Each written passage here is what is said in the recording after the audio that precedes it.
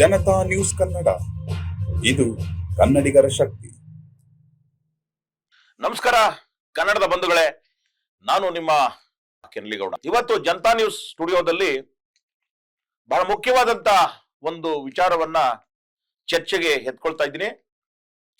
ಯಾಕೆ ಅಂತ ಅಂದ್ರೆ ಇವತ್ತು ಮಾರ್ಚ್ 3ನೇ ತಾರೀಕು, ಬಹುಶಃ 12 ವರ್ಷಗಳ ಹಿಂದೆ ಇದೇ ಮುಖ್ಯಮಂತ್ರಿ ಸಿದ್ದರಾಮಯ್ಯನವರು ಎತ್ತಿನ ಹೊಳೆ ಯೋಜನೆಗೆ ಅಡಿಗಲ್ಲನ್ನ ಹಾಕಿದ್ರು. 12 ವರ್ಷ ಕಳೆದಿದೆ. ಬೇಸಿಗೆ ಬಂದು ಬಯಲು ಸೀಮೆಯ ಜನ ತತ್ತರಿಸ್ತಾ ಇದ್ದಾರೆ. ವಿಶೇಷವಾಗಿ ಅವಿಭಾಜಿತ ಕೋಲಾರ ಜಿಲ್ಲೆ, ಚಿಕ್ಕಬಳ್ಳಾಪುರ, ಕೋಲಾರ, ತುಮಕೂರು, ರಾಮನಗರ ಸೇರಿದಂತೆ 7 ಜಿಲ್ಲೆಯ 75 ಲಕ್ಷ ಜನರಿಗೆ ನಾವು ಕುಡಿಯುವ ನೀರು ಕೊಡ್ತೀವಿ ಅಂತ ಹೇಳಿ ಮಾರ್ಚ್ 3ನೇ ತಾರೀಕು 2014ನೇ ಇಸ್ವಿನಲ್ಲಿ ಆರಂಭಿಸಿದಂತ ಎತ್ತಿನ ಹೊಳೆ ಇವತ್ತು ಬರೀ 8,000 ಕೋಟಿಗೆ ಆರಂಭಿಸಿದಂತ ಈ ಯೋಜನೆ ಅವತ್ತು ಸಂಸದರಾಗಿ ಆಯ್ಕೆಯಾಗಲಿಕ್ಕೆ ವೀರಪ್ಪ ಮೊಯ್ಲಿಯವರು ಮಾಜಿ ಮುಖ್ಯಮಂತ್ರಿಗಳು ಕೇವಲ 3 ವರ್ಷದಲ್ಲಿ ಈ ಭಾಗಕ್ಕೆ ನೀರು ಹರಿಸ್ಬಿಡ್ತೀನಿ ಅಂತ ಹೇಳಿ ಹೋದಂತ ಪುಣ್ಯಾತ್ಮರು ಇವತ್ತು ಎಲ್ಲೋಗಿದ್ದಾರೆ. ಪ್ರಸ್ತುತ ಇವತ್ತು ಏನು ಈ ಶಾಶ್ವತ ನೀರಾವರಿ ಹೋರಾಟಕ್ಕೋಸ್ಕರ ಬಯಲು ಸೀಮೆಯಲ್ಲಿ ಸಾಕಷ್ಟು ಹೋರಾಟ ಮಾಡಿದಂತವರ ಹೋರಾಟಗಾರರ ಆಕ್ಷೇಪಣೆಗಳೇನು? ಸಿಎಜಿ ಇವತ್ತು ಇಲ್ಲಿ ಭ್ರಷ್ಟಾಚಾರ ನಡೆದಿದೆ, ಗುತ್ತಿಗೆದಾರರಿಗೆ ಹೆಚ್ಚಿನ ಹಣವನ್ನ ಕಾನೂನು ಬಾಹಿರವಾಗಿ ಸರ್ಕಾರ ಮಂಜೂರು ಮಾಡಿದೆ. ಈ ಮೂಲಕ ನೀರೇ ಹರಿದೇ ಇರತಕ್ಕಂತ ಈ ಯೋಜನೆಯಲ್ಲಿ ಹಣದ ಹೊಳೆ ಹರಿದಿದೆ ಅನ್ನುವಂತ ಆಕ್ಷೇಪಣೆಯನ್ನ ಸಿಎಜಿ ಸಹಿತವಾಗಿ ವರದಿಯನ್ನ ನಾವಿವತ್ತು ಎಳೆಯಾಗಿ ಬಿಚ್ಚಿಡ್ತಾ ಇದ್ದೀವಿ. ಬಹುಶಃ ನಮ್ಮೆಲ್ರಿಗೂ ಇದು ಎತ್ತಿನ ಹೊಳೆ ಅನ್ನುವಂಥದ್ದು, ಬಯಲು ಸೀಮೆಯ ಶಾಶ್ವತ ನೀರಾವರಿ ಹೋರಾಟ ಅನ್ನುವಂಥದ್ದು ಸುಮಾರು 25 ವರ್ಷಗಳ ಹಿಂದಿನ ಬಹಳ ದೊಡ್ಡ ಹೋರಾಟ. ಏನು ರಾಜಧಾನಿ ಬೆಂಗಳೂರಿಗೆ ವೆಜಿಟೇಬಲ್ ಬ್ಯಾಸ್ಕೆಟ್ ಆಗಿದಂತ ಬೆಂಗಳೂರು ಗ್ರಾಮಾಂತರ ಜಿಲ್ಲೆ, ಕೋಲಾರ ಜಿಲ್ಲೆ, ಸಿಲ್ಕ್, ಮಿಲ್ಕ್, ಮಾವು ಇಂಥ ಅಮೂಲ್ಯವಾದಂತಹ ರೈತೋತ್ಪನ್ನಗಳನ್ನ ಬೆಳೀತಾ ಇದ್ದಂತ ಈ ಒಂದು ಪವಿತ್ರವಾದಂತ ಬಯಲು ಸೀಮೆ ಇವತ್ತು ಬರಡಾಗಿ ಹೋಗ್ತಾ ಇದೆ. ನೀರು ಬೇಕೇ ಬೇಕು, ಅದರಲ್ಲೂ ಸರ್ಫೇಸ್ ವಾಟರ್, ಶಾಶ್ವತ ನೀರಾವರಿ ಬೇಕು ಅನ್ನುವಂತ ನಿಟ್ಟಿನಲ್ಲಿ ಹೋರಾಟಗಳು ಗಟ್ಟಿಗೊಂಡು ಇತ್ತೀಚೆಗೆ ಜಸ್ಟಿಸ್ ಗೋಪಾಲ್ ಗೌಡ್ರ ನೇತೃತ್ವದಲ್ಲಿ ಜಲಾಗ್ರಹ ಅನ್ನುವಂತ ಒಂದು ಹೋರಾಟ ರೂಪುಗೊಳ್ತಾ ಇದೆ. ಎತ್ತಿನ ಹೊಳೆಯಲ್ಲಿ ನೀರು ಕಾಣಿಸ್ತಾ ಇಲ್ಲ. 23,000 ಕೋಟಿ ರೂಪಾಯಿ ಈ ಯೋಜನೆಗೆ ನೀರಿನಂತೆ ಹರಿದೋಗಿದೆ. ನೀರು ಕಾಣ್ತಾ ಇಲ್ಲ, ಬರುವ ಭರವಸೆನೂ ಇಲ್ಲ.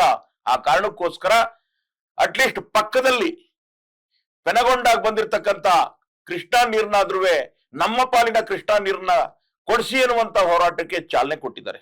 ಸ್ನೇಹಿತರೆ, ಏನಿವತ್ತು ಯಾಕೆ ಈ ಎತ್ತಿನ ಹೊಳೆಯಲ್ಲಿ 12 ವರ್ಷ ಆದ್ರೂ ಕೂಡ ನೀರು ಇವತ್ತಿಗೂ ಕೂಡ ಬಯಲುಸೀಮೆಗೆ ಬರಲಿಲ್ಲ? ಈ ಯೋಜನೆ ಪೂರ್ಣಗೊಂಡಿದೆಯಾ? ಏನು ಮಾನ್ಯ ಸಿದ್ದರಾಮಯ್ಯನವರು ಕಳೆದ ಅಕ್ಟೋಬರ್ನಲ್ಲಿ ಒಂದು ಸೆಪ್ಟೆಂಬರ್ 6ರಲ್ಲಿ 2025ರಲ್ಲಿ ಸಿಎಂ ಡಿಸಿಎಂ ಇಬ್ರು ಹೋಗಿ, ಜಲಸಂಪನ್ಮೂಲ ಸಚಿವರು ಆಗಿರ್ತಕ್ಕಂಥ ಡಿಸಿಎಂ ಇಬ್ರು ಹೋಗಿ ಮೊದಲನೇ ಹಂತ ಮುಗೀತು ಅಂತೇಳಿ ಅದನ್ನ ನೀರು ಹರಿಸುವಂತ ಅಟ್ಲೀಸ್ಟ್ ಅರಸೀಕೆರೆ ಕೆರೆಗಳಿಗಾದ್ರೂ ಕೂಡ ನೀರು ಹರಿಸ್ತೀವಿ ಅಂತೇಳಿ ಚಾಲನೆ ಕೊಡ್ತಾರೆ. ಆ ನೀರು ಅರಸೀಕೆರೆಯ 43 ಕೆರೆಗಳಿಗೆ ಬರುವುದೇ ಇಲ್ಲ. 46 ಬೃಹತ್ ಕೆರೆಗಳಿಗೆ ನೀರು ತುಂಬಿಸುವಂತ ಬಹಳ ದೊಡ್ಡ ಪ್ರಚಾರದೊಟ್ಟಿಗೆ ಹೊರಟಿದ್ದಂತ ಶಿವಲಿಂಗೇಗೌಡರಿಗೂ ಕೂಡ ನಿರಾಸೆ ಆಗ್ತದೆ. ಯಾಕೆ ಹೀಗಾಯ್ತು?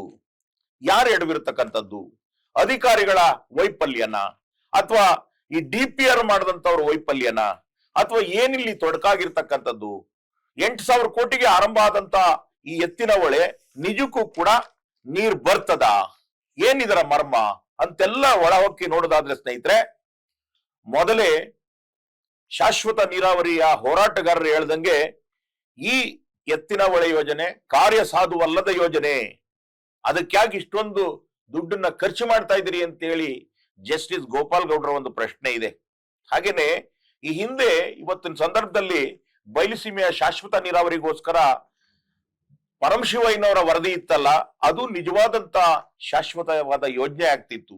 ಮೊದಲೇ ಹೋರಾಟಗಾರರೆಲ್ಲ ಆಕ್ಷೇಪಣೆ ಎತ್ತಿದ ರೀತಿಯಲ್ಲಿ ಎತ್ತಿನ ಹೊಳೆಯಲ್ಲಿ ನೀರಿಲ್ಲ, ಇಲ್ಲಿ 24 TMC ನೀರ್ ಸಿಗ್ತದೆ ಅಂತ ಹೇಳಿದವರು ಯಾರು?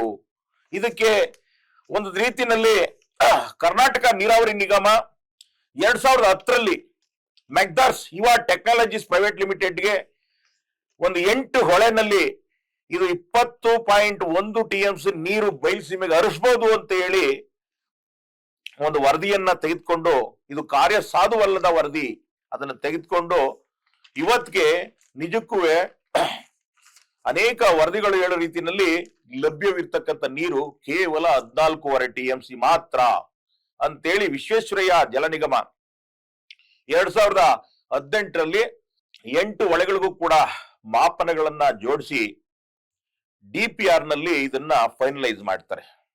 ಸ್ನೇಹಿತರೆ, ಏನು ಎತ್ತಿನ ಹೊಳೆ, ಕಾಟು ಹೊಳೆ, ಹೊಂಡಗಳ್ಳಿ, ಕೆರೆ ಹೊಳೆ ಸೇರಿದಂತೆ 8 ಹೊಳೆಗಳಿಗೆ ಸಕಲೇಶಪುರದ ಹತ್ತಿರದ ಪಶ್ಚಿಮ ಘಟ್ಟದ ಒಂದು ಮಳೆಗಾಲದ ಹೆಚ್ಚುವರಿ ನೀರನ್ನ ಸಂಗ್ರಹಿಸಿ ಬಯಲುಸೀಮೆಗೆ ಹರಿಸುವಂತ ಈ ಎತ್ತಿನ ಹೊಳೆ ಯೋಜನೆ ನಿಜಕ್ಕೂ ಕೂಡ ಬಹಳ ಕರ್ನಾಟಕದ ಬಹಳ ದೊಡ್ಡ ದುರಂತ ಆಗಲಿದೆಯಾ?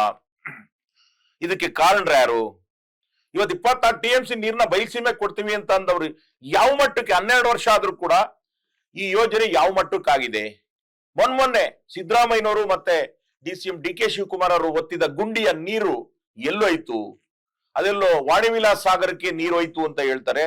ಬಯಲುಸೀಮೆಗೆ, ತುಮಕೂರು ಜಿಲ್ಲೆಗೆ, ಕೋಲಾರ ಜಿಲ್ಲೆಗೆ, ಚಿಕ್ಕಬಳ್ಳಾಪುರ ಜಿಲ್ಲೆಗೆ ನಿಜವಾಗಿ ನೀರು ಬರಬೇಕಾದ್ ಬಂದಿಲ್ಲ.